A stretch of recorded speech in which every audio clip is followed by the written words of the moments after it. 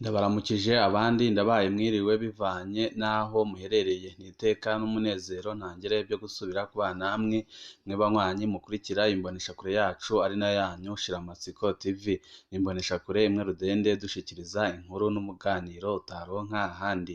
Hari amakuru ahambaye tumaze kuronka tugira ngo tubashikirize ariko aravugwa ngaha mu gihugu c'u Burundi. Murabizi ko abajenerali babiri bafise ipeti rya nyuma ngaha mu gihugu c'u Burundi ubuzima bwabo butifashe neza kubera Perezida Evariste Ndayishimiye. Murazi ko Perezida Evariste Ndayishimiye yafashe ingingo ihambaye yo gukura mu mabanga General Guillaume Bunyoni, amaze agafata n'indi ngingo abarundi batari bake batari biteze ko yafata, amaze akamupfunga. Murazi ibimaze iminsi bivugwa hagati ya General Guillaume Bunyoni ndetse na General Evariste Ndayishimiye, ariko si ibyo tugiye kubashikiriza, ahubwo tugiye kubashikiriza ku makuru arabana na General Perezida Evariste Ndayishimiye ndetse na General Prime Niyongabo nawe afise ipeti rya nyuma ngaha mu gihugu c'u Burundi. Murazi ko General Prime Niyongabo amaze imyaka ishika 11 arongoye igisoda c'u Burundi, akaba ari nawe wa mbere arongoye igisoda c'u Burundi igihe kirekire. Hagati yiwe rero na General Evariste Ndayishimiye ibintu ntibyifashe neza habe na gatoya. Murazi ko General Prime Niyongabo ari we wagiye akingira intwaro ya Perezida Evariste Ndayishimiye igihe cyose General Guillaume Bunyoni yashaka kumutembagaza ku butegetsi, kuko abahinga mu bya politiki babona ko iyo hataba Prime Niyongabo ibintu biba byararangiye. Ubu ngubu General Evariste Ndayishimiye aba apfunzwe cyangwa yarishwe, ariko Prime Niyongabo akaba yaramubaye hafi cyane kuko yabona ko ari umugenzi wiwe akomeye cyane. Ariko ibyo byose muri no minsi General Evariste Ndayishimiye yarabirenze, amaze kubona ubusuma bubera mu gisoda. Mu gisoda bakoraga liste zitandukanye zibiri, aho imwe y'ukuri bayinyegezaga bagafata indi itari y'ukuri akaba ariyo bahemberaho abasoda, aho abasoda bari basigaye bahembwa udufaranga duce cyane tutagira n'ico tubamarira. Murazi ko mu minsi yaheze General Evariste Ndayishimiye yafashe ingingo ihambaye kongera abasoda amafaranga atari makeya ku gashahara baronkaga, aho buri musoda nibura amafaranga yabonaga yikubye nk'inshuro 3 cankwe se 5. Murazi ko iyo ngingo yababaje bikomeye cyane Prime Niyongabo, kuko ayo mafaranga yose yongewe abasoda na amafaranga Prime Niyongabo yahoraga yiba abasoda, kuko nta ngengo y'imari yahindutse ikoreshwa mu mwaka, ariho bamwe n'abandi babona ko amafaranga yongerewe abasirikare n'ubundi ari amafaranga bahoraga biba abasirikare.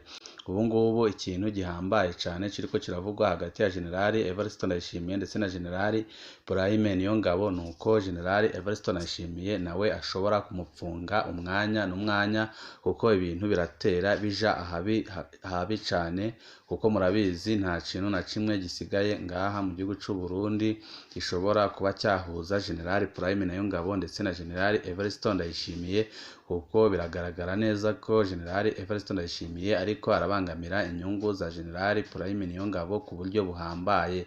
Ariko ikibazo gikomeye ubu ngubu Perezida Evariste Ndayishimiye afise ni cyo kubona usubirira General Prime Niyongabo, kuko muri no minsi nta muntu n'umwe Perezida Evariste Ndayishimiye ariko arizera, arafise ubwoba ko ashobora kwizera uwundi mu generali akamusimbuza Prime Niyongabo, akaba ari we ahita ategura umugambi wo kumutembagaza. Aribaza aho azashira Prime Niyongabo namara kumukura muri ayo mabanga, dore ko anafise ipeta rya nyuma, aribaza aho azamushira akahabura. Aribaza ko natamupfunga nawe ashobora kumutembagaza ku butegetsi, akabona ko ingingo ya nyuma ishoboka ari uko ashobora kumupfunga. Ariko ibyo byose na General Prime Niyongabo arabizi, ari nayo mpamvu nawe yatanguye gukora ibintu biriko biratangaza benshi muri kino gihe. Muri no minsi umuryango wiwe hafi ya wose yamaze kohereza mu gihugu cya Canada, aho ubu ngubu abo mu muryango wiwe basigaye mu gihugu c'u Burundi ari bace cyane, bivuga ko nawe isaha n'isaha ashobora gufata rutemikirere akabasanga, kuko arabona ko nawe ashobora gupfungwa nka General Guillaume Bunyoni. Makuru ahambaye aragaragaza ko General Prime Niyongabo aramutse adafashe iya mbere ngo ahunge igihugu, nawe ashobora gupfungwa nta gisibya, kuko arafise amakosa menshi yakoze mu gisirikare c'u Burundi, kandi ntanashobora kuba mu Burundi atakironka amahera nk'ayo yaronkaga mu gisoda. Murazi ko abahora bakorana na General Prime Niyongabo mu gisoda mu bijanye no kugena imishahara y'abasoda ubu ngubu benshi bamaze kwinjizwa ibohero kugira ngo bakurikiranwe ku byaha bikomeye by'ubusuma bakoze mu gisoda. Arabona ko nawe nta kindi asigaranye uretse nawe ko yanyaga agahunga nk'uko n'abandi bagiye barabigenza mu yindi myaka yaheze. Ariko abanyagihugu batari bake n'abandi banyepolitike batandukanye bakibaza niba ubwo busuma bwabaye mu gisoda Perezida Evariste Ndayishimiye ariho akibubona mu gihe n'ubundi yamwe ari igihangange gikomeye cyane ngaha mu gihugu cy'u Burundi, kandi akaba yari no mu bajenerale bubashwe cyane ngaha mu gihugu cy'u Burundi. Ariyo mpamvu abanyagihugu ndetse n'abanyepolitike batandukanye bavuga ko General Evariste Ndayishimiye ari gushaka kwigezayo abitwa ko ari ibihangange bose mu butegetsi bwiwe, amaze ibintu byose akaba ari we abishira mu minwe, kuko murabizi nawe ariko arigwizaho ubutunzi ku rugero ruteye ubwoba cyane. Murazi biriko birakorwa n'umukenyezi wiwe, murazi biriko birakorwa n'abana biwe, biriko biragaragaza ko ibyo Evariste Ndayishimiye ariko arakora ahanini atari kubikora ku neza y'abanyagihugu bato bato, ahubwo agira ngo ibintu byose byari biri mu minwe y'ibihangange bikomeye cyane ngaha mu gihugu cy'u Burundi byose abishyire mu minwe yiwe. Murazi ko mu minsi iheze yafashe ingingo ihambaye guhindura amafaranga y'abajenerali na bamwe mu batunzi bakomeye cyane ngaha mu gihugu cy'u Burundi. Ibipapuro ibyo yarabikoze abigeraho, ariko nabyo ababikorewe barafise agashavu gakomeye cyane, ku buryo nawe abayeho mu bwoba ko isaha n'isaha ashobora gushikirwa n'ibintu bihambaye.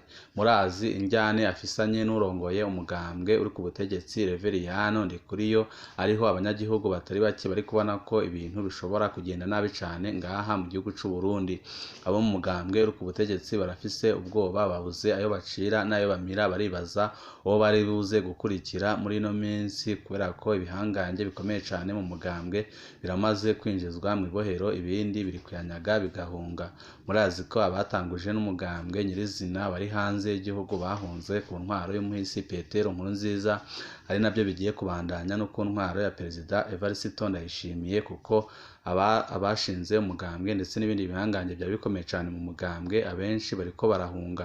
Hari amakuru agaragaza ko abajenerali batari bake ndetse n'abagwizatunga bariko barafata amafaranga yabo bakayajyana mu bihugu bya Buraya ndetse na Aziya kuyahunikayo, kuko babona ko mu Burundi atamutekano uhari, kandi bakabona ko ibyo bariko barakorerwa n'intwaro ya Perezida Evariste Ndayishimiye ari ibintu biteye ubwoba kandi bishobora kubatera igihombo gikomeye cyane. Hari inkuru ihambaye tugira ngo tubashikirize, hari benshi bagiye badusaba ko twayibashikiriza y'ibiriko birabera hagati ya General Evariste Ndayishimiye ndetse na General Niyongabo. Byifashe gute ubu, biriko biragenda gute? Ariko mbere yuko iyo nkuru tuyibaha, nkwibutse niba utarabyonda kuri sabone, aka ni kakoryo keza ko gupyondaho kugira ngo ko zikucijeho amakuru n'ibiganiro bene nk'ibi ujye uba uwa mbere mu gushikirwa nabyo. Perezida Ndayishimiye na General Niyongabo byifashe gute? Imyaka 11 General Prime Niyongabo niyo amaze arongoye igisirikare cy'u Burundi. Ni ubwa mbere ibyo bishitse mu mateka y'u Burundi. Imbere yiwe washoboye kurongora igisirikare umwanya munini yabaye General Major Thomas Ndabemeye, yagitwaye imyaka 9 kuva mu mwaka w'1967 gushika mu mwaka w'1976. Muri iyi myaka itatu iheze, Prime Niyongabo yafatwa nk'inkingi ikomeye y'ubutegetsi bwa Perezida Ndayishimiye, basanzwe banahuriye kuri byinshi. Ndayishimiye na Niyongabo ni abagenzi ba kera. Ndayishimiye yahagarikiye ubugeni bwa Niyongabo. Mu njyane za Ndayishimiye na Bunyoni, Prime Niyongabo yamye ari uwumuhumuriza ko Bunyoni atashobora gutembagaza ubutegetsi. Mu ruyeri rwo kwigizayo abahoze begereye Petero Nkurunziza, Prime Niyongabo yari ku ruhande rwa Ndayishimiye. Muri aya mezi ya nyuma, ishusho y'umwizigirwa wa Perezida Ndayishimiye iriko iratakara kwa General Niyongabo. Igisirikare kivugwamwo ubusuma bukomeye. General Niyongabo aboneka nk'umuhagarariye ubwo busuma. Abasirikare baridogera cyane Prime Niyongabo. Ndayishimiye bizomugora kumugumana mu gihe abangamiye abandi ba General yagiriza ubusuma bakoze kuva kuri Nkurunziza. Amarwi adusumira General Niyongabo nawe arabizi ko igihe asigaje mu mabanga coba ari gito cane. Amazina y'abashaka kumusubirira ariko aranagwanurwa, co kimwe n'ibindi bihangange bitekewe n'ubwoba muri kino gihe. Nawe yoba ari mu bariko baragerageza kurungika imiryango ya hanze kubera batazi iyo ibintu bitera bija. Prime Niyongabo yaravugurujwe mu kibazo c'imishahara y'abasoda. Mu mpera za Ndamukiza 2023 abasirikare barongewe umushahara ku rugero rutari bwigere rubaho mu mateka y'igisoda c'u Burundi. Imishahara ya benshi yaragwijwe hafi inshuro zitatu. Ibyo byabaye mu gihe hari haciye iminsi mike cane General Niyongabo agendeye abasirikare mu gihugu cose abasaba kwihangana, avuga ko ata amafaranga ariko ko abasoda borondera igihe imishahara izoduzwa ku bandi bakozi ba leta. Ishavu mu basoda ryari ryinshi cane inyuma y'ibyo biganiro. Henshi nta n'ikibazo abasoda bamubaza kubera umubabaro. Icababaza abasoda n'ubukene budasanzwe bari barimwo, aho bamwe batari bagishobora no kuronka agatiki ko kuja kuramutsa imiryango, ariko umukuru w'igisirikare akaguma yerekana amatungo y'umurengera mu kugura amapariseri y'amamiliyaridi no kubaka amazu agerekanye, kwihariza urudandaza rw'imiti mu gisoda n'ibindi byinshi cane. Benshi baribuka amakuru ya Elipaya avuga ingene General Niyongabo yafatanywe muri Kigarama 2022 amadolari 200,000 yari ajanye mu rugendo. Kongera imishahara abasirikare ntibyasabye ko leta ihindura amafaranga ikoresha mu mwaka. Nayo mpamvu mu gisirikare hakwiye rukurukuruko amafaranga bongewe ari ayo bahora bibwa. Mu gihe atansiguro itanzwe, ntankeka ko urwo rukurukuru ari rwo abasoda bazagumana. Ubusuma budasanzwe mu mishahara y'abasirikare. Haraciye amezi hahagaritswe abasirikare batari bake bakora mu biro bijejwe imishahara y'abasoda. Amatohoza yerekana ubusuma bukomeye bwahora bukorwa n'abo basirikare, aho buri kwezi bahora baduza imishahara y'abasoda. Bamwe ugasanga ku musirikare umwe baramuhembye amamiliyaridi ku kwezi, bakaca bamutelefona bamusaba ko gusubiza ayo mahera, ariko bakumvikana ayo bamusigira. Ibisongerezi by'intwazangabo bikorera muri urwo rwego basanze byaratunze ku rugero rutangaje, aho usanga bamwe bafise amazu mu makaritsiye nka yose ya Bujumbura. Baraguze imiduga izimbye, bamwe mbere imiryango barayirungitse muri Canada. Amakuru y'ibanga akwiragizwa mu basoda avuga ko bano basirikare boba barakomeranye na General Niyongabo. Ayo makuru avuga ko buri kwezi haba hahora hakorwa intonde zibiri z'imishahara listing, rumwe rwaheza rukanyegezwa ruvuga umushahara w'ukuri wandikiwe umusoda, n'urundi rwaja ko imishahara abasoda bahabwa. Biragoye rwose kumenya ukuri kw'ayo makuru, ariko arakwizwa mu basoda. Ico bikoze hari ibisongerezi bigeze mw'ibohero kubera ubwo busuma. Hari n'abasirikare birukanywe kubera amakonte yabo yaciyeho iyo mishahara y'ubusuma. Muri ibyo bisongerezi byarasubirijwe n'intwazangabo. Ayandi mafaranga yibwa cane nayakurwa ku mishahara y'abasirikare baja mu bikorwa byo kugarukana amahoro muri Somalia na Centrafrique. Umuntu afatiye ku basoda baja muri Somalia gusa, umusoda wese baramutwara hafi 60,000 by'amafaranga y'amarundi ku kwezi. Umuntu afashe ko buri kwezi muri Somalia haba hariyo abasirikare baba 5,000, ni ukuvuga ko buri kwezi batwara hafi miliyaridi 3. Ayo mafaranga yose abasirikare bavuga ko batazi iyo aje. Amakuru ariko arakwiragizwa mu basirikare avuga ko Perezida Ndayishimiye yarakaye bikomeye amaze kuronka amakuru yose y'ibibera mu gisirikare. Ubusumwa mu myambaro n'imfungurwa z'abasirikare. Intwazangabo twaganiriye zatweretse ingene abasirikare bagiye gufungura kuva mu Kakaro 2023. Abasoda bagiye gusubira gufungura ibintu batari bacibuka ko bibaho. Ibyo baheruka mu myaka ya kera kuri Bagaza no mu ntwaro ya mbere ya Buyoya. Inyama, amata, mukate, isukari, ifu y'ibigori, imboga, ibyanwa n'ibindi. niko amafaranga igisirikare kizokoresha mu gufungura abasoda yarongerejwe, ariko abasoda bo bemeza ko ibyo byose bari basanzwe babyandikiwe ariko bikibwa na General Prime Niyongabo. Buri mwaka abasirikare barafise imyambaro mishasha bandikiwe, ariko iyo bageze Imana baronka umwambaro umwe mushasha ku mwaka bashimira Imana. Ayo yose ni amafaranga abasirikare bemeza ko bibwa n'abarongoye igisirikare c'u Burundi.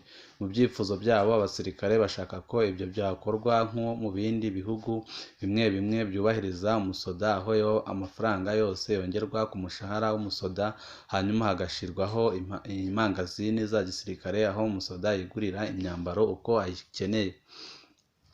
Perezida Ndayishimiye azoshobora kwikura General Niyongabo? Kino kibazo kirahanze Perezida Ndayishimiye. Muri kino gihe ariko agwana n'ibihangange byinshi. Intambara ye na General Bunyoni ntirahera. Aherutse kwiteranya n'ibindi bihangange byinshi cyane mu guhindura amanote yabyo ibipapuro.